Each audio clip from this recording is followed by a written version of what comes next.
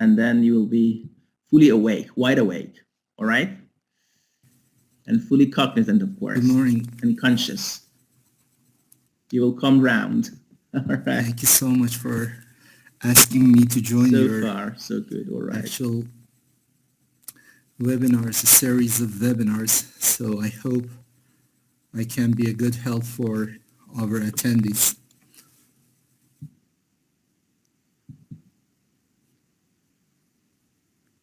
Thank you.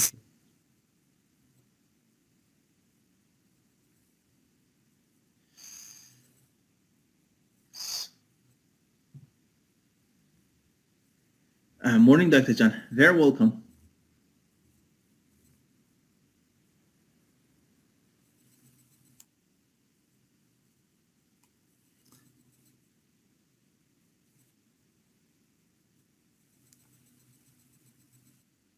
Definitely, sure. Thank you so much, Dr. John. It's our privilege and honor to have you here.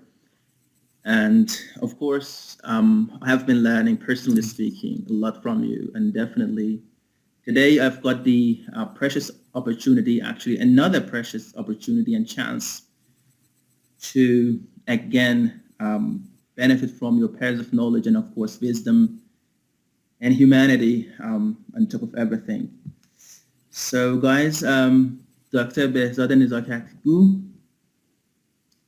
one of my great colleagues, and of course, my professor at Allame Tabatabai University, the head of the Department of Language and Literature, and one of the great researchers and instructors at university, currently an assistant professor at Allame Tabatabai University. He did his PhD also in applied linguistics at Allame and has been teaching there, and I had the honor to be his student. And the rest, I've learned a lot from Dr. Nazarkatgoo. I need to make a confession, actually, right at the very beginning of this session. On top of everything, I've learned how to be a human, a real in real sense of the word, and how to be committed to my country, to my students, and to my family. And this is something we all need to learn from him. And his session will be on grammar. And you know that as we had a session, and a started session where the speaking, so first of all, we try to analyze and look at issues and inspect them from a kind of, let's say, research perspective. We say that what research has got to offer and provide us with in order to enlighten our own practice, in order to, let's say, practice in the light of research. And then afterwards, we'll have a session on how to teach grammar by Ms. Afhami. So that is the way we have organized the, these sessions. And I need to express my heartfelt thanks also to the University of Tehran, more specifically, and meanwhile, the rest of our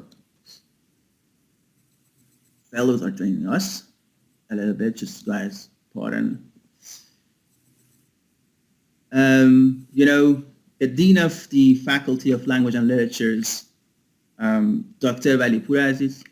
دکتر ولیپور عزیز، من به زبان مادری خودمون ازت تشکر میکنم. خیلی خیلی حامی بودن و هستن توی دانشکده زبانها، رئیس دانشکده زبانها. Dr. علوی عزیز that will have a session. تشکر میکنم به نام آن کسی بخش جان هاست، کلام عشق در کون و مکان هاست، به نام آن که اسماء جمالش میان عاشقان ورد زبان هست. Thank you so much, Dr. Miri.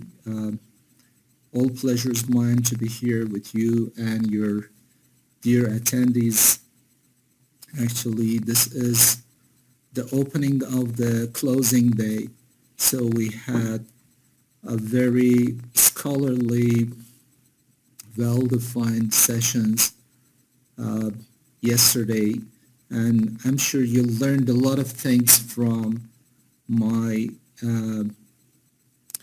eminent colleagues in different universities. Well, the cause behind the seminars is very important for all of us, and that is why I'm one of the presenters today. Well, actually, one of the subject matter I'm just going to talk about is my favorite subject at university. I like researching grammar, and as far as I have seen, the teaching of grammar has always been a subject of the controversy in our profession, and the history of the grammar teaching is essentially the history of the claims and counterclaims for and against teaching of grammar. So today we will try to learn whether we should implement grammar in our classes or not, okay? So in order to do this, we need to define the grammar. What is grammar? But before defining grammar, as a language users and as language learners, we need to see what language is. So I want you to help me to define the language. What is language? And what is the purpose of language? Can you just jot down your notes here? Guys, pardon, Dr. John, pardon. Okay. The quality of the voice is not Pardon, good. Dr. John. If you can... If there is no is it okay, guys? problem with the quality, I can just continue. Because a little bit of noise, but is it tolerable?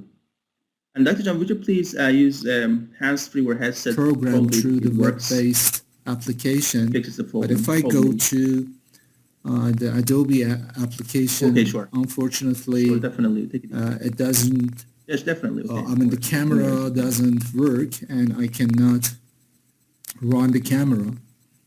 But guys, pardon? This way, at least I can make sure that kind of there is opportunity nothing for wrong. the rest to join us. Actually. Do you have a problem with my voice? Web, using web app version of the application. Maybe not the software. All right. Let me. Okay, so you have to wait a couple of seconds. Just give me some moments. Thank you.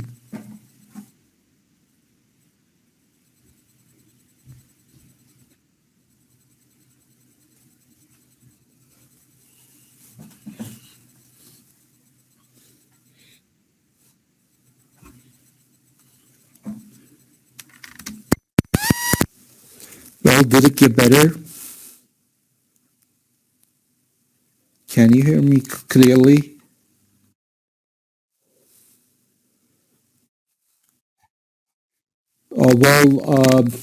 I have no idea whether this works or not. So do you have my voice clearly? No difference? The same. So if it's the same, let me just do away with this. It was better without. Okay. I will try my best to speak louder so you can hear me better. So as I told you, the teaching grammar has always been the subject of controversy in our profession. And actually, in order to understand what grammar is, we need to define the language first. Last sessions, yesterday, you had, if I'm not mistaken, 5 different webinars, and they were all talking about language. But what is the purpose of language, and what is language, and whose, let's say, duty is to define the language? Okay, a language is a means of communication via conventional signs. Okay, communication through which we can get across our message. Great. A complicated social symbolic system for negotiating meaning and communication. Very good. So these are actually definitions that we can find them in literature, and you are quite correct. But can you tell me what are the components of the language? We know that the purpose of the language is communication. First of all, what is communication, and what are the components of the language? What is communication? Let's start with what is communication.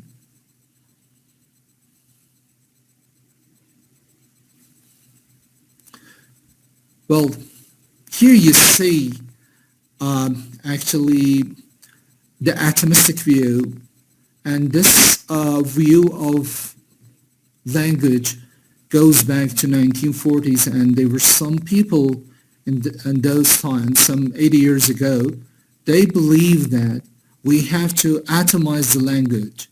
So a is negative maker.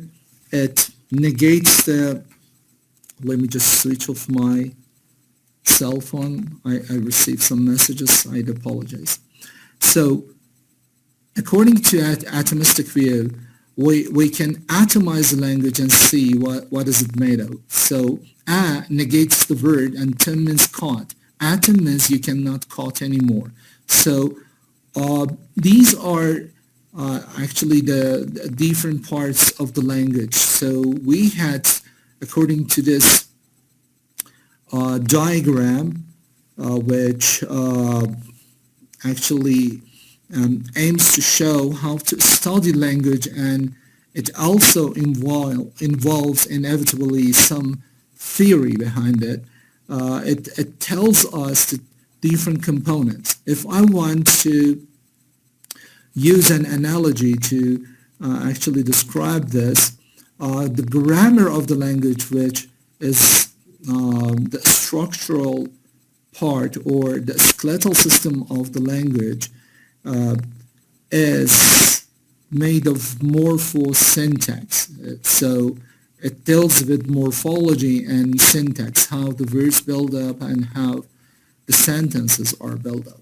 So the purpose of this seminar is to talk about grammar only, okay? But grammar actually is not enough, because it requires some other components, and the vocabulary is the flesh we put on this skeletal system. And as you see, this is atomistic view, and it sees everything in isolation. So we see the discrete points. So the grammar is not connected with vocabulary according to this atomistic view. So they have atomized the language, and we don't see the integration of these elements. So they believe that if we teach grammar, we have to teach in separate classes.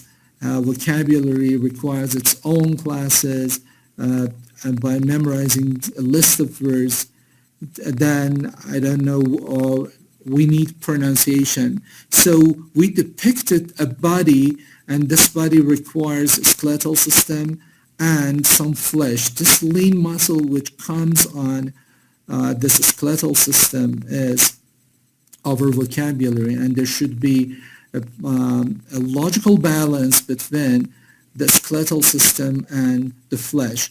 I know some people, they have memorized dictionaries, okay, so their vocabulary is expanded too large, but they cannot contextualize them, okay, they don't know how to use them. So these people are like some corpulent and fat people, okay, so and they are suffering from osteoporosis because their skeletal system is feeble and they cannot actually move.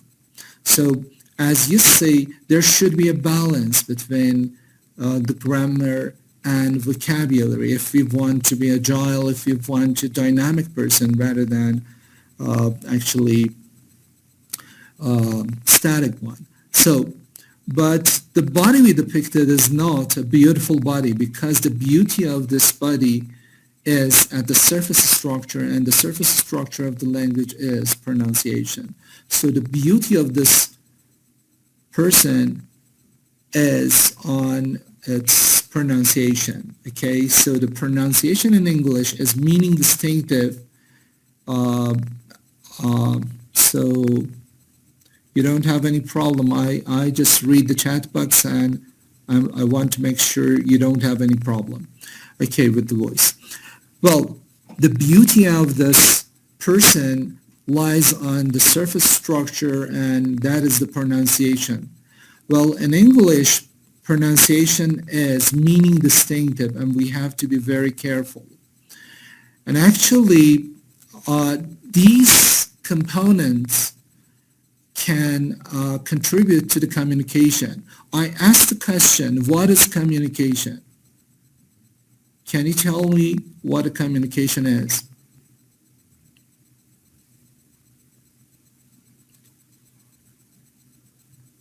Okay. خانم Mahin, to convey thought through verbal concept. This is communication. Actually, simply put, communication means the shape orally and used body gestures, relationship orally, okay? Sending verbal and non-verbal messages, exchange info, relationships to others, exchange, not always verbal, very good. The way of the communicating other languages. Actually, communication means understanding and making yourself understood. And if we want to make ourselves understood or understand other people, we need language, and these language requires some component. And a grammar is one of the major actually components, because grammar turns words into the language. It fine-tunes the words. If imagine I have a sentence and I just scramble the words, you will not understand the meaning. Okay, so the grammar fine-tunes it. So grammar is one of the important actually means for communication. So we need grammar. So this is one reason we want to implement grammar in our classes. But actually, if you look at the second actually subset, you see these components, I mean this learner or the language user that depicted here for you should be at the service of some skills. And for more than 8 decades now, research and practice in English language teaching has identified the 4 skills, I mean listening, speaking, reading, and writing, as of paramount importance. Okay, it means that without these skills, so we cannot actually express ourselves. Okay, or let's say communicate. Let's say so. It's perfectly appropriate to identify language performance here. So I will talk about the performance and the competence in some moments. Well, so as you see, these are the 4 skills we need to have, and according to the hierarchy of the natural order of acquisition, the listening comes first, speaking, then reading if we have actual education and official education. We will have reading and writing, okay, after some certain ages, okay. So the listening start first, and then speaking, and then reading and writing. And these are the skills we have. But actually, this is a classic view of the language, and this view doesn't hold water anymore. We don't have it anymore. But this atomistic view actually gives us a schematic view of what are the different parts of the language. And another important aspect of the language is cultural awareness, and the cultural awareness is very important. Can you tell me why is cultural awareness important?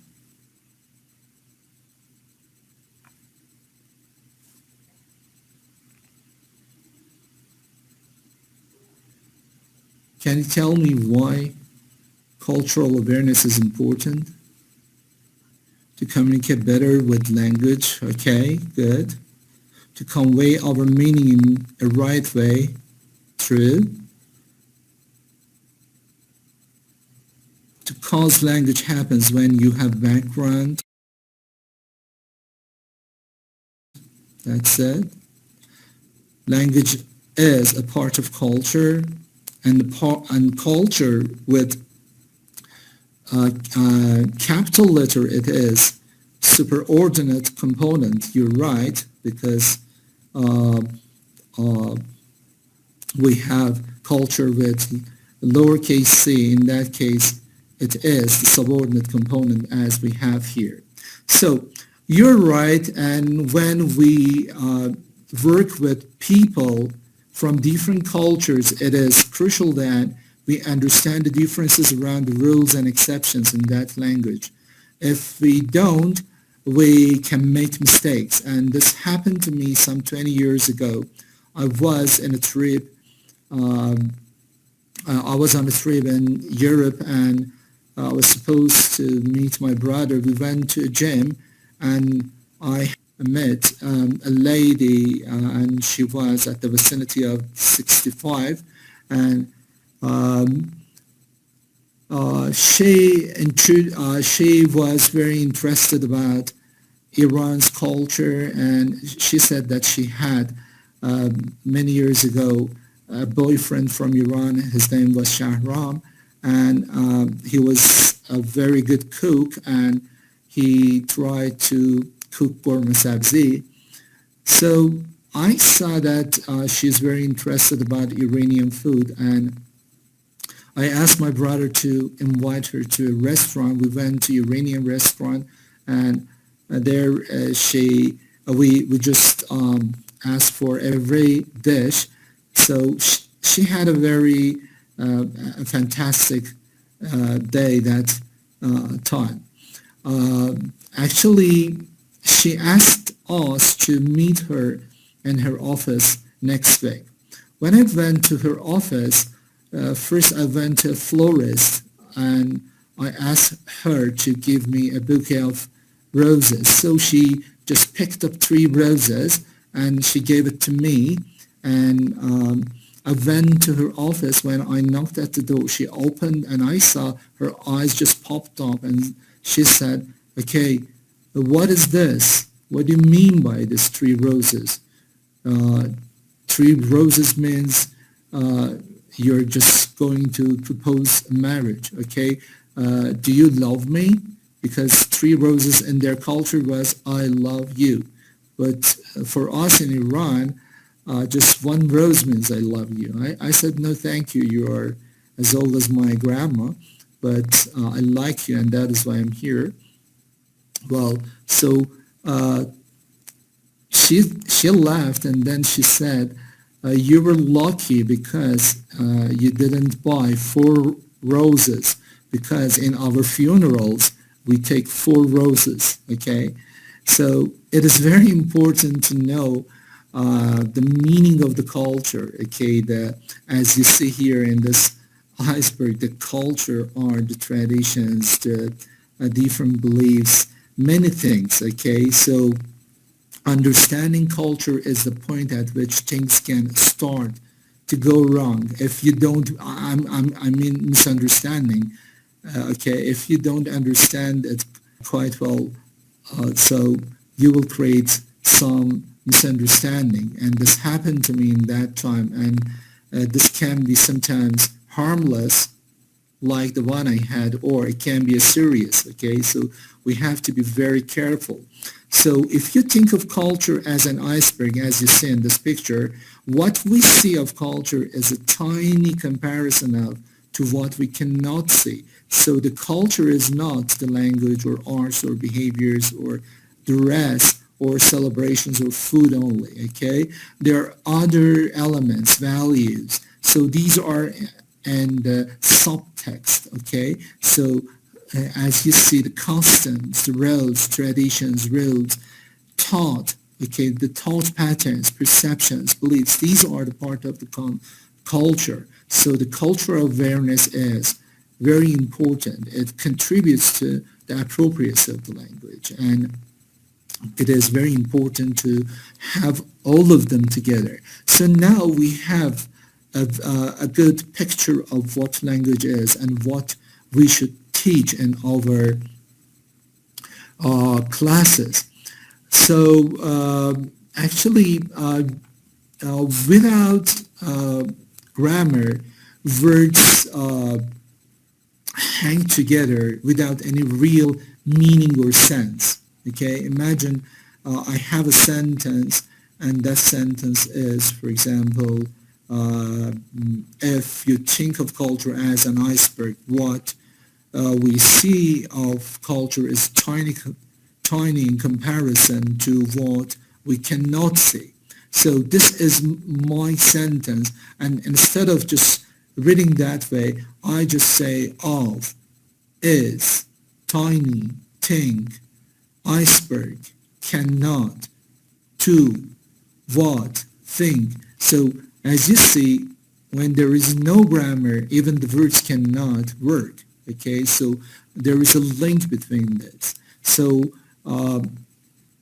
we cannot express ourselves. So if we want to express ourselves, and we want to be able to speak a language to some degree of proficiency and be able to say what we really want to say, we need to have some grammatical knowledge.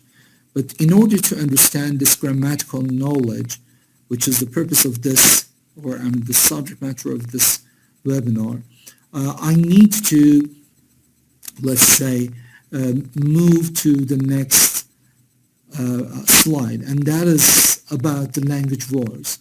So we had two camps of linguists, and in one camp we had and still have prescriptivists, and in the other camp we had descriptivists.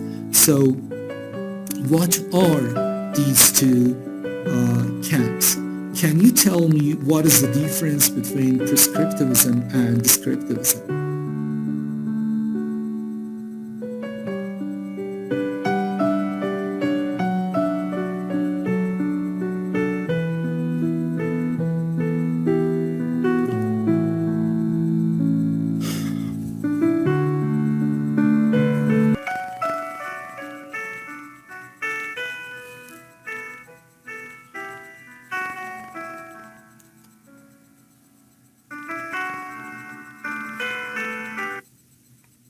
Very good. Well, there's some points here. Well, prescriptivists say how language, okay, I missed it, how language should be, but descriptivists just work on how language is used in community. Very good. Prescriptivism refers to the structure of the language as some people think should be, okay. Very good. Good points. And, well, you're all actually provided me with good comments here, and you're right. Actually, from ancient times until present, even present, we have some language purists, and these scholars actually have believed that the task of the grammarian is to prescribe rather than describe. The correct usage. Usage means the manner of speaking or writing, okay? The correct usage that all educated people should use in speaking and writing. So prescriptive language scholars have laid down some rules that are often based on Latin and Greek. So they are not from the language we are speaking, okay? They are coming from foreign languages. So it comes from Latin and Greek, from classical canon of literary works, and simply under personal likes and dislikes, they believe that this is the way we believe in all educated people should speak and write this way. This is the way they believe we have to use the language. But they have been criticized for not taking sufficient account of ongoing language changes and stylistic variation of language.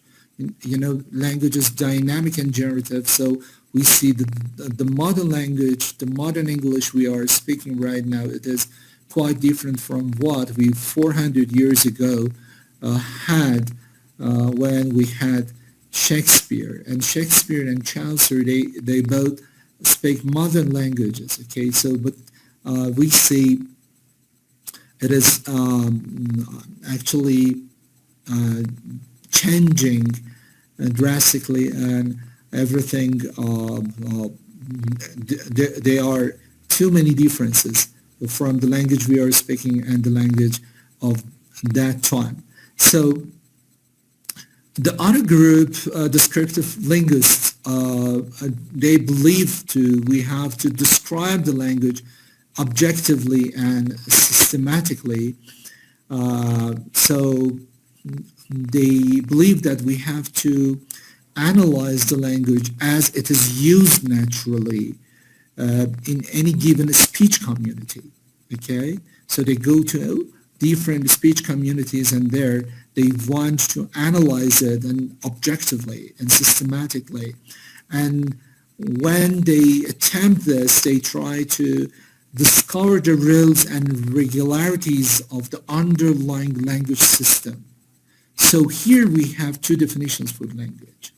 One, which is what has been prescribed for us, and the other one is the underlying rules and regularities of the language. So in order to actually separate these two meanings of the word language, I just call your attention to two concepts introduced by Ferdinand de Saussure, Swiss linguist, and he introduced two concepts, parole versus langue. So what are parole and langue? Very good. Sahila says Ferdinand de Saussure, parole, akin to concept of the performance, the overt manifestation, true. Langue, similar to the concept of the competence, underlying ability to perform. Well, they are actually similar, actually to some extent similar, but we cannot say they are the same thing. Actually, Chomsky put more emphasis on actually the individual nature of the language, but what the Saussure says doesn't consider this part, okay?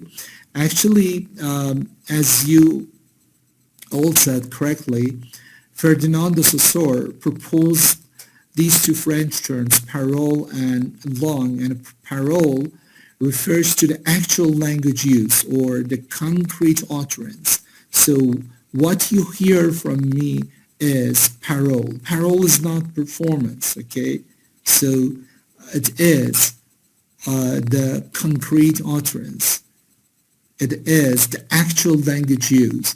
And the langue actually is the speech community's shared knowledge of the language. It is the language system. the underlying rules and regularities we talked about. It is long, okay? But where is this, okay? So now Chomsky actually put forward a similar dichotomy, and he used the term performance and competence to refer to the same concepts, okay?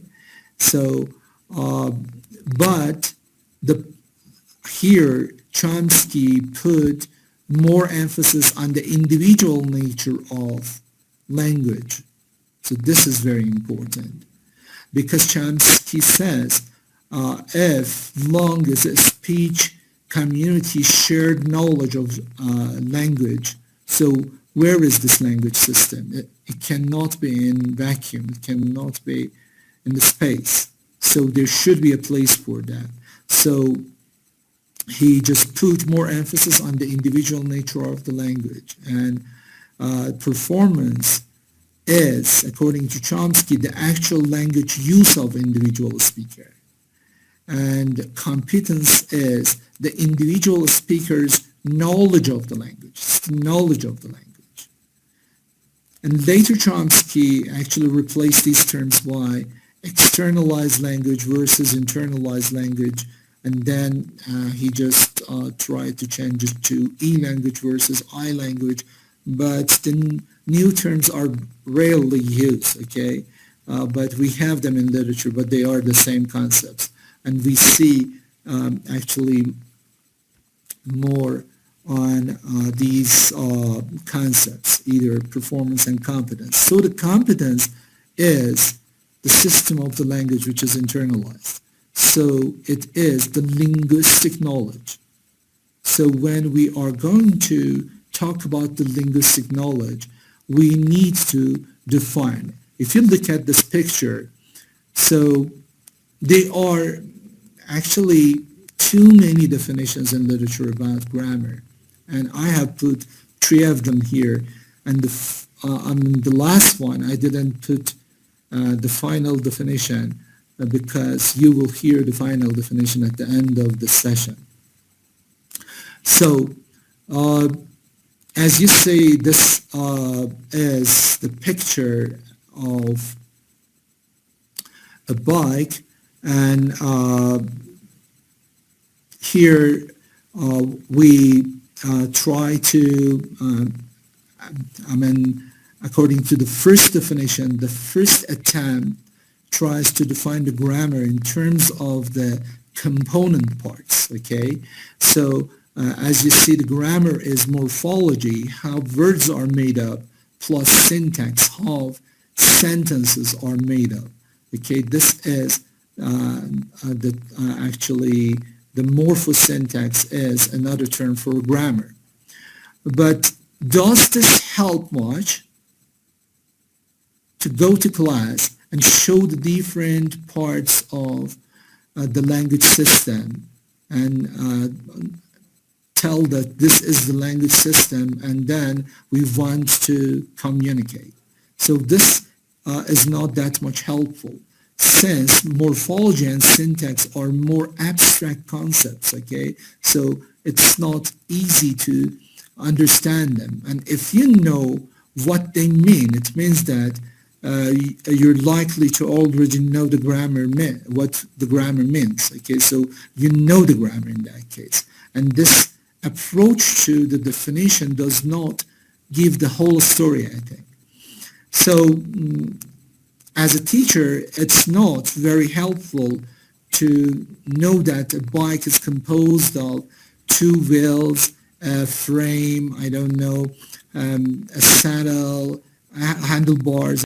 So if we go to the class and introduce the different parts, okay, so it doesn't help us. So the students will ask, we need also to know what grammar does, what is its purpose, how to write this bike is important, not the different systems. The Chomsky only introduced the system, but how it runs, how to actually write this bike. So we had the second definition. Grammar is what turns words into the language. Is this a good definition? Well, again, my voice is breaking up.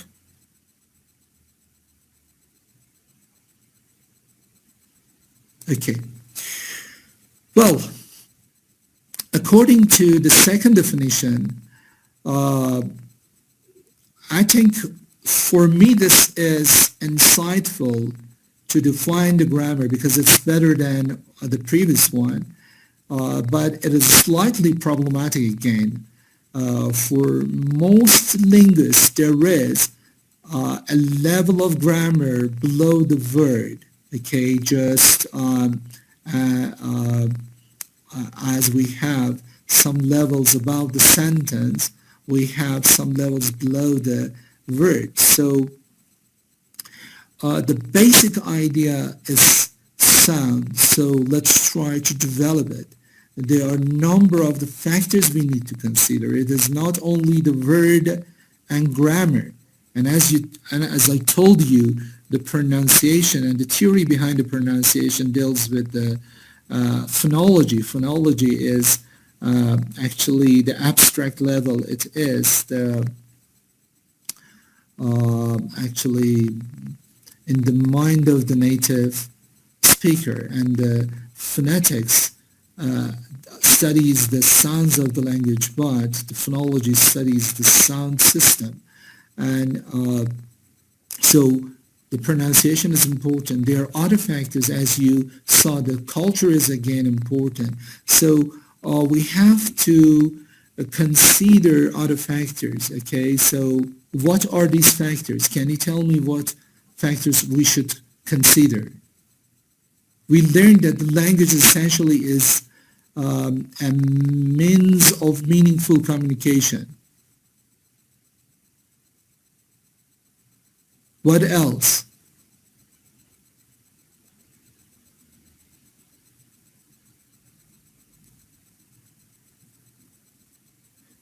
And we learned that grammar can actually contribute to the communication.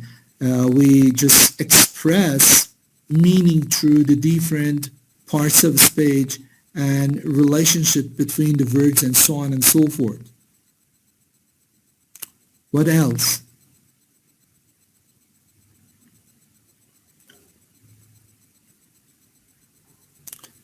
We learned that grammar is composed of rules that operate systematically. Age, social class, very good, culture. So these are all actually seminal factors. So as you see, there are a number of factors, and we need to consider these factors because we know that the grammar operates in both directions, from meaning to form, and this is the production, and from form to meaning, and this is the comprehension, and this is the meaning of the communication, making yourself understood and understand other people.